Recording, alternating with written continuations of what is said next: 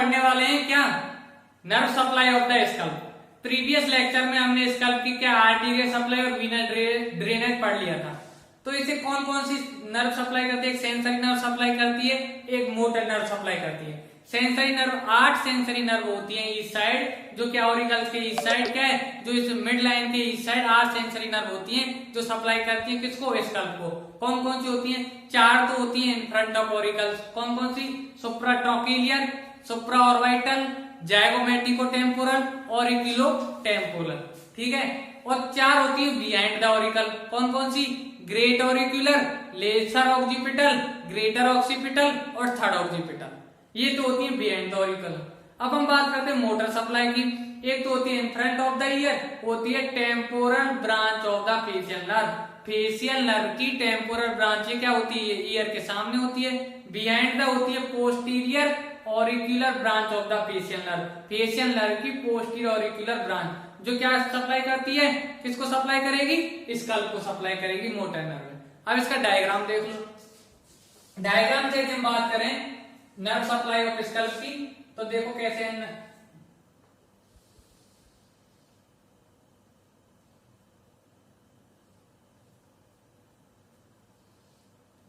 हमने क्या कहा कि 8 होती है क्या इसकी सेंसरी नर्व, जिनमें 4 तो होंगी क्या in front of the auricle. कौन कौन सी होती है, 4 देखो। एक तो ये होती है सुप्रा, क्या है, सुप्रा ट्रॉकिलियर, ठीक है। इसके बाद एक यहां से निकलेगी सुप्रा ऑर्बिटल,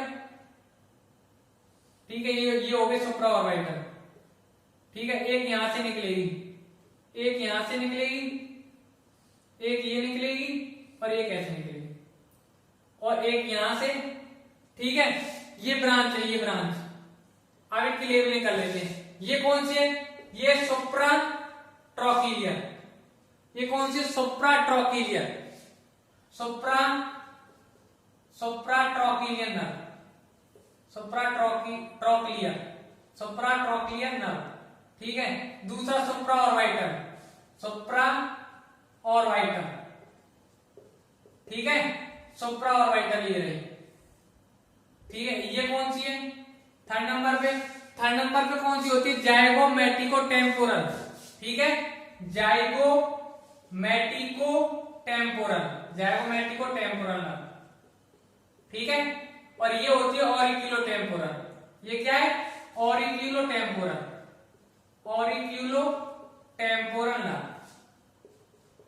तो ये चार होती है in front of the auricle, in front of auricles. ये चारों जो नर्व है कौन कौन सी, सुप्रा ट्रॉकिलियर, सुप्रा ऑर्बिटल, जाइगोमेटिको-टेम्पोरल, ऑरिक्यूलो-टेम्पोरल, ये होती है ऑरिकल्स के इन फ्रंट। और ये कैसी नर्व है, सेंसरी नर्व है, ठीक है, सेंसरी नर्व। तो हमने क्या कहा, सेंसरी नर्व ये क्या होती है, each side of mid line होती है। इन फ्रंट ऑफ ऑरिकल में ये चारों होती है। बिहाइंड द ऑरिकल बात करें तो एक तो हो जाएगी ग्रेट, ये एक तो हो जाएगी ग्रेट ऑरिक्यूलर, एक हो जाएगी ग्रेट ऑरिक्यूलर, ठीक है, ग्रेट ऑरिक्यूलर। एक हो जाएगी लेसर ऑक्सीपिटल, एक हो जाएगी लेसर ऑक्सीपिटल। ग्रेटर एक तो होगी ग्रेट, एक तो लेसर ऑक्सीपिटल होती है ये रही, एक होती है ग्रेटर ऑक्सीपिटल और एक होती है थर्ड ऑक्सीपिटल। ये कौन सी है, greater occipital, greater occipital nerve, और एक होती है थर्ड ऑक्सीपिटल, थर्ड ऑक्सीपिटल, ठीक है। ये चारों की चारों होती है बिहाइंड द ऑरिकल। ये चारों क्या है, बिहाइंड ऑरिकल। ऑरिकल में क्या होती है, पीछे होती है। ग्रेट ऑरिक्यूलर ये निकलती कहां से, सर्वाइकल प्लेक्सस से निकलती है, स्पाइनल नर्व होती है, ठीक है। इसकी यदि बोले ये C2 C3 होता है, इसकी रूट वैल्यू, इसकी C2 होगी, इसकी भी C2 होगी और इसकी होगी C3। ये इनकी क्या हो गई, रूट वैल्यू हो गई, ठीक है। ये क्या होगी, इनकी रूट वैल्यू होगी। हमने क्या कहा, ये तो है स्पाइनल नर्व और ये है क्रेनियल नर्व। वो जो होती है in front of the auricle से जो नर्व निकलती हैं वो होती है ट्राइजेमिनल नर्व से डेराइव। ये चारों की चारों जो है सुप्राट्रॉकिलियर, सुप्राऑर्बिटल, जाइगोमेटिको टेम्पोरल और इक्विलोटेम्पोरल, ये डेराइव होती हैं ट्राइजेमिनल नर्व से, जो है cranial nerve, fifth cranial nerve. और बिहाइंड द ऑरिकल ये डिराइव होती है कहां से, सर्वाइकल प्लेक्सस से, ये है स्पाइनल नर्व। ठीक है, अब आ जाए मोटर सप्लाई पे। मोटर सप्लाई पे एक तो यहां होगी, एक यहां होगी। ये क्या है, दोनों की दोनों फेशियल नर्व की ब्रांच होती है। ऊपर वाली जो है in front of the ear, ये होती है temporal branch of facial nerve. ये temporal branch of facial nerve. ठीक है, फेशियल नर्व की कौन सी ब्रांच है, टेम्पोरल ब्रांच। और ये कौन सी ब्रांच है, posterior auricular branch of facial nerve. Posterior auricular branch of facial nerve. ठीक है, शॉर्ट में लिख रहा हूं फेशियल नर्व। फेशियल नर्व की पोस्टीरियर ऑरिक्यूलर ब्रांच ये तो होती है बिहाइंड द ऑरिकल, और ये होती है in front of the auricle. ठीक है, ये क्या है, मोटर नर्व। ठीक है, ये भी क्या होती है, मिड लाइन के इस साइड होती है, इधर भी होंगी इधर भी होंगी। तो ये हो गई इसकी क्या है, nerve supply of the skull. हमने क्या कहा, मैं अगेन रिपीट कर रहा हूं, 8 सेंसरी नर्व होती हैं। ठीक है, और 2 क्या होती है, मोटर नर्व। सेंसरी नर्व में in front of the auricle में कौन कौन सी है, supratrochlear, supraorbital, zygomatico temporal, auriculotemporal. Behind the auricle एक तो हो जाएगी ग्रेट ऑरिक्यूलर, एक हो जाएगी लेसर ऑक्सीपिटल, ग्रेटर ऑक्सीपिटल और थर्ड ऑक्सीपिटल। ठीक है, ये तो क्या है, स्पाइनल नर्व, ये है क्रेनियल नर्व। अब बात कीजिए मोटर नर्व की। एक टेम्पोरल ब्रांच होती है फेशियल नर्व की। ठीक, फेशियल नर्व क्या, सेवेंथ क्रेनियल नर्व। और बिहाइंड द ऑरिक्यूलर देखें तो पोस्टीरियर ऑरिक्यूलर ब्रांच होती है फेशियल नर्व की। अब हम बात करें यदि इनको याद करने की ट्रिक भी है, देखो इनको याद कर सकते हैं जेड ग्लास। ठीक है, टीजेड ग्लास से, टीजेड ग्लास से। ठीक है, ये ट्रिक है, इनको याद करने। देख, T4 third occipital, Z4 zygomatico temporal, G4 great auricular, G4 greater occipital. ठीक है, 2 आएंगे यहाँ पे। L4 lesser occipital, A4 auriculo temporal, S4 supra orbital और सुप्रा टेम्पोरल। ये क्या एक ट्रिक है इनको याद करने की। ठीक है, इस तरह से नर्व सप्लाई कंप्लीट होती है। अब हम बात करते हैं इसके क्लिनिकल्स की यदि बात करें, किसकी, स्कल के क्लिनिकल्स की।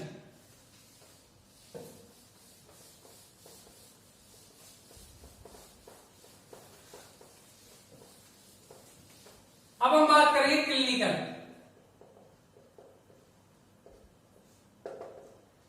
में नंबर 1 पॉइंट याद करो कि स्किन क्या थी, स्किन थी सेबेसियस सिस्ट की commonest site.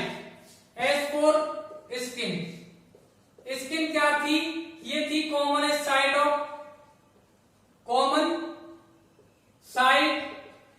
Of sebaceous cyst. Sebaceous जो सिस्ट था उसकी क्या थी, कॉमन साइट थी। सेबेसियस सिस्ट की क्या थी, कॉमन साइट थी। बिकॉज यहाँ पे क्या होती है सेबेसियस ग्लैंड प्रेजेंट होती है। ठीक है, यहाँ पे स्किन में क्या बहुत सारी क्या सेबेसियस ग्लैंड प्रेजेंट होती है, तो सेबेसियस सिस्ट की कॉमन साइट थी। इसके बाद C4 क्या था, C4 था कनेक्टिव टिश्यू क्लियर, थी। यहाँ पे क्या होता था, यहाँ का यदि हम क्लिनिकल देखें, यहाँ पे होती थी प्रोफ्यूज ब्लीडिंग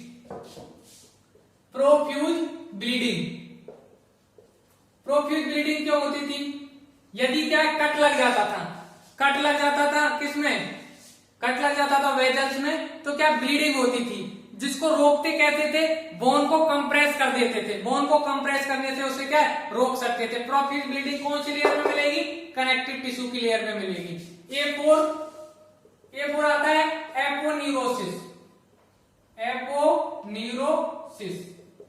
एपोन्यूरोसिस में क्या देखते थे हम देखते थे वुंड गैप। यहां पे हम देखते थे वुंड गैप्स।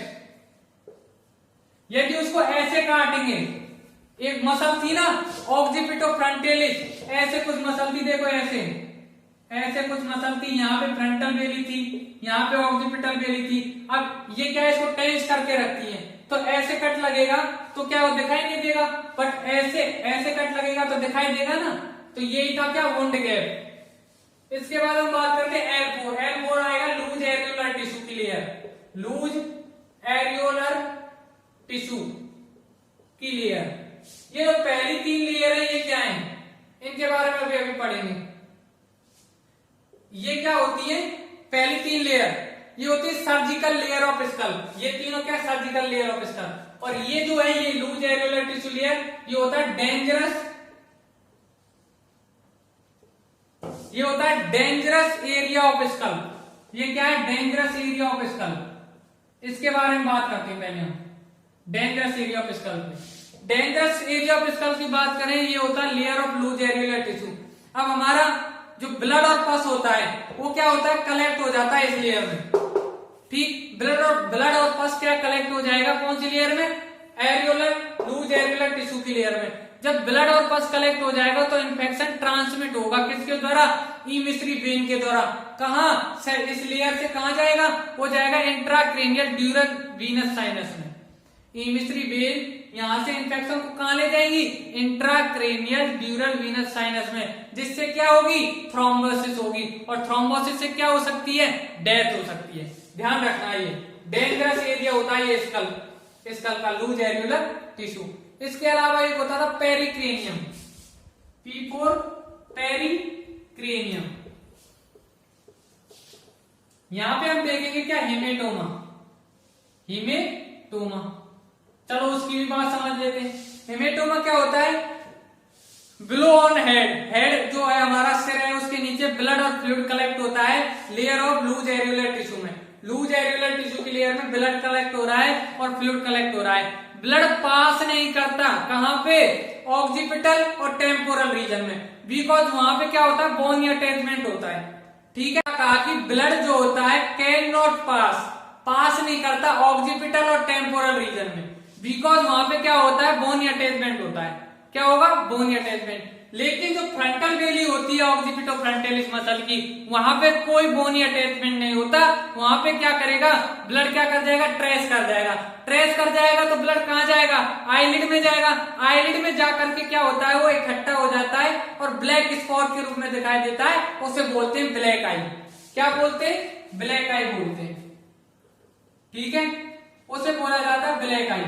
हमने क्या करते हैं, वो डायग्राम से देख लो, डायग्राम से देखते हैं। डायग्राम से यदि हम देखें तो क्या है, ये लेयर है, ये हो गई क्या, ये फ्रंटल वेली, और ये है, ये क्या है, ऑक्सीपिटल वेली। फ्रंटल वेली, ये है फ्रंटल वेली, ये है फ्रंटल वेली, और ये ऑक्सीपिटल वेली। ऑक्सीपिटल वेली किसकी, ऑक्सीपिटो फ्रंटालिस मसल की। और ये है कनेक्टिव टिश्यू की लेयर। ठीक है, ये देख सबसे बाहर स्किन, सबसे बाहर क्या होता है, स्किन होता है। उसके नीचे क्या होता है, कनेक्टिव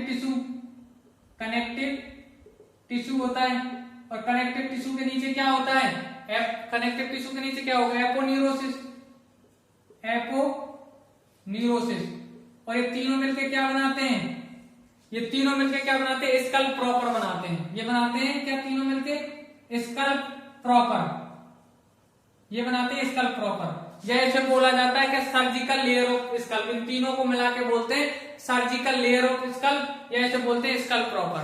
ठीक है, ऑक्सीपिटल वेली जो होती है, यहाँ पे क्या होगा, बोन अटैचमेंट होगा। यहाँ पे क्या है, बोन का अटैचमेंट होता है यहाँ पे। ठीक है, यहाँ पे बोन का अटैचमेंट देखने को मिलेगा, ये हो गया। लेकिन यहाँ ये जो फ्रंटल वेली है, ये क्या, लेयर से अटैच है। यहाँ पे कोई बोन अटैचमेंट नहीं मिलेगा, यहाँ पे बोन अटैचमेंट नहीं मिलता है। ये क्या है, आईलिड, आईब्रो, ये हो गई आईब्रो। तो यहाँ पे बोन अटैचमेंट नहीं होगा, तो यहाँ पे क्या है, ब्लड जो है ट्रेस कर जाएगा, और ट्रेस कर जाएगा तो ब्लड यहाँ से आगे चला जाएगा। यहाँ से ब्लड आएगा, यहाँ से यहाँ ब्लड ट्रेस कर गया, और ये क्या है, ऐसे ड्रॉपलेट्स के रूप में क्या आ जाएगा, ब्लड आ जाएगा। कहां पे, आईलिड में, ब्लड इन आईलिड। आईलिड्स में ब्लड आ जाएगा तो क्या बना लेगा, ब्लैक आई बोलते हैं उसको, उसे क्या बोलते हैं, हेमेटोमा का फॉर्मेशन हो जाएगा। ठीक है, इससे क्या होगा, हेमेटोमा का क्या हो जाएगा, फॉर्मेशन हो जाएगा, और उसे को क्या बोलते हैं, ब्लैक आई बोलते हैं। ये समझ आया।